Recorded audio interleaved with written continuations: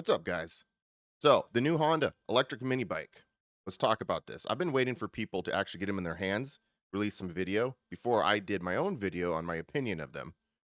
Just so, I didn't jump the gun. And I'm going to go into real quick my personal opinion on one, is it even a Honda? Two, can you ride it as a pit bike? Three, is it worth the money? Cue the YouTube intro. Two-stroke or four, just got a day rain, ride a lot more. Rain or shine on any Sunday. No, we talk about it on the next Moto Monday. So I'm going to jump right into it. Is this really a Honda? Yes, I think it is a Honda. But you also have to realize that Honda outsources a ton of their work to other countries. And for this one, this bike is built or at least assembled in the United States down in California. Check out Granger. So if you're like me, you're going to wonder who Granger is because I had no idea. Literally, I Googled for over a half hour and got nothing. I have no idea who the owner is, where they came from. Like I got a bunch of vague articles and I don't know. But knowing Honda, I don't think they're going to work with scammers. So, okay, cool. You found a new company who's really good with battery tech. Maybe team together, you make the frames, they make the batteries. There you go. Here's the thing though. Let's just go look at some pictures. I'm going to scroll here, don't mind me. Here's what it looks like. This is the new Honda electric mini bike. And they use a brake system that probably cost $1.50 from China. And then let's go over here and look at the forks that look like they're off of a 2003 SDG 107 pit bike.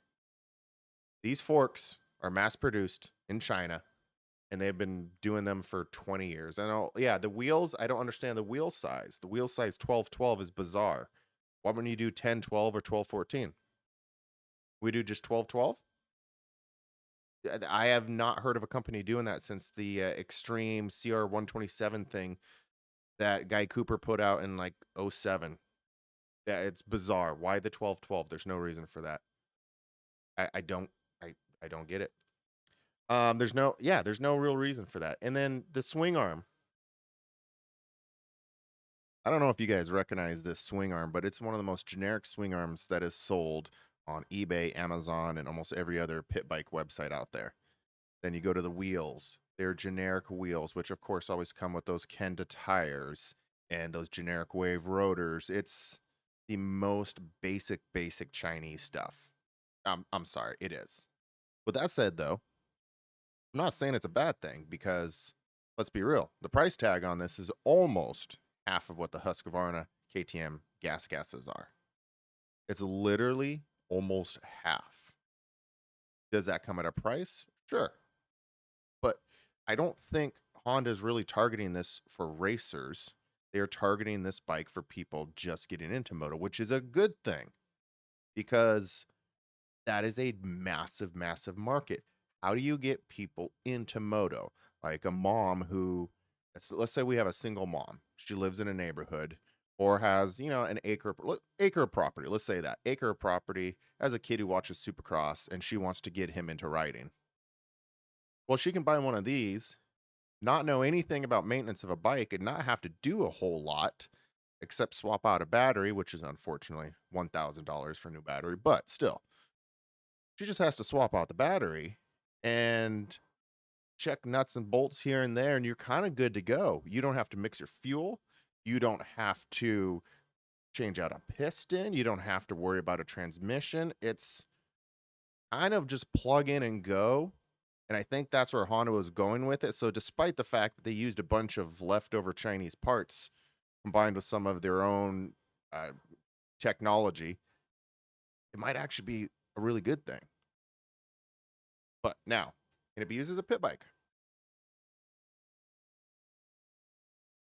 So I've already come to my own conclusions on whether or not this would make a good pit bike. But thankfully, the boys over at the Palmer compound, which you should follow on YouTube because I've never met these guys. They look like they have a lot of fun. They did a side-by-side comparison with the 110 Honda and the new E2 Honda. Hands down, the 110 wins. It just is what it is. The electric bike will max out at just under maybe 4 horsepower. And you can do anything you want to the CRF 110. And then if you get a KLX 110, you can go 3 times further. You can make it a 190, a 212. You're just so limited with the electric bike, and 3.5 horsepower with 12-inch wheels doesn't sound like a ton of fun. If you want to spend the money and have something to go bang around in the yard, cool. There you go. Otherwise, I really feel like this thing is being marketed to people in areas that have noise restrictions and new riders. We should not look at this as the next pit bike, unless I see some mods come out that you can crank up the power. You can do suspension upgrades, no problem. I mean, it's got old school forks, and it's got a D&M shock, which probably costs $20. But you can, of course, upgrade those. The power, though, that's what I'm concerned about. The frame looks cool. The frame looks awesome. They did a really good job on that. But I think we need to keep things in check, and this is a bike for new riders, not as a pit bike. Now, could I be proved wrong? I guess we're going to see. That's my opinion. And I hope you guys enjoyed this. I'm going to be out of here. I got to record another one of these and, of course, get back to work because everyone wants their graphics. So have a good one, guys.